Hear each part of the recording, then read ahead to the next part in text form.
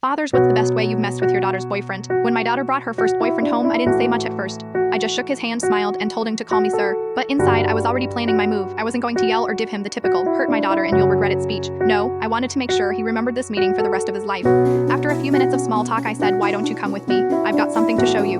I led him out to my tool shed where I keep my hunting gear and guns mounted on the wall. The kid looked a little nervous, but he followed me in. I pointed to the wall of rifles and said, pick your favorite. He hesitated, so I added, go ahead, don't be shy. After a moment, he pointed to one. Winchester Model 70, I said, nodding. Nice choice, that one's got range. Then I walked over to my workbench, pulled out a box of bullets and started looking through them. Every rifle has a perfect bullet, I said, like it was a life lesson. I grabbed my carving knife, sat down, and started engraving his name into the side of the bullet. The kid just stood there frozen as I held it up and said, this one's yours now, it'll be waiting for you if you ever hurt my daughter. I slid the bullet back into the box, locked it away, and looked him dead in the eye the rest of the night. He barely spoke, my daughter kept asking him what was wrong, but he just shook his head.